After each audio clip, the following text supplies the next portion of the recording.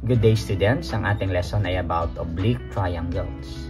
Kung titignan mo sa pictures, pag sinabi mo natin oblique triangles, ito yung mga triangles na it's either acute triangle or obtuse triangle. Sa madaling sabi, sa oblique triangle, wala tayong makikita na right triangle. And now let us proceed sa ating examples.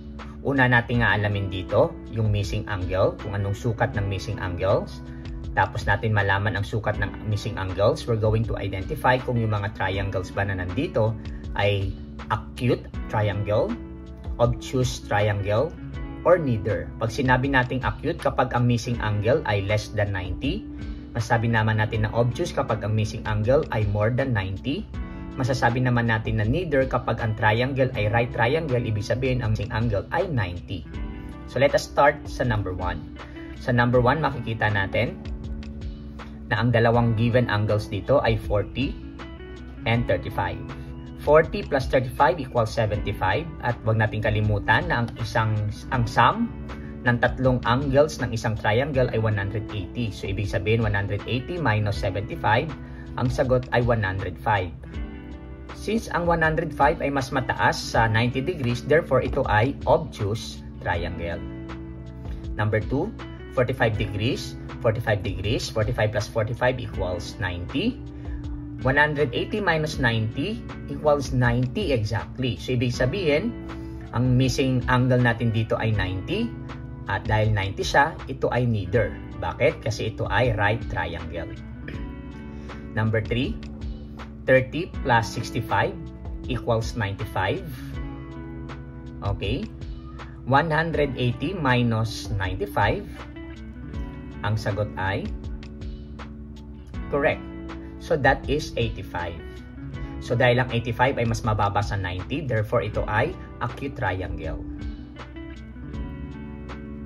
Next.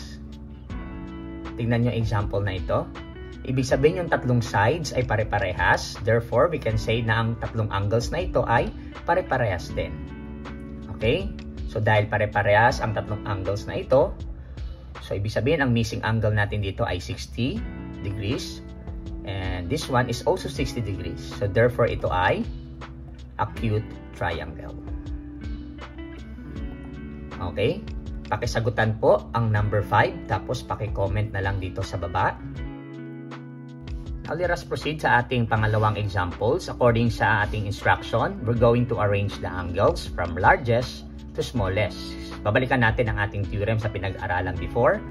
The bigger the side, the wider the opposite angle. The smaller the side, the narrower its opposite angle.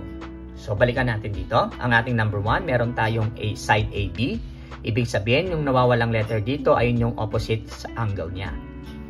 So ito ay angle C. Dito naman sa side AC, ang angle nito ay angle B. Sa side BC, ang angle nito ay angle A. Sabi dyan, i-arrange natin siya from largest to smallest. So alamin natin muna yung pinakamalaking sukat. According to this given, yung side AC ang may pinakamalaking sukat. Ibig sabihin, ang opposite angle nito na angle B, ang pinakamalaking angle.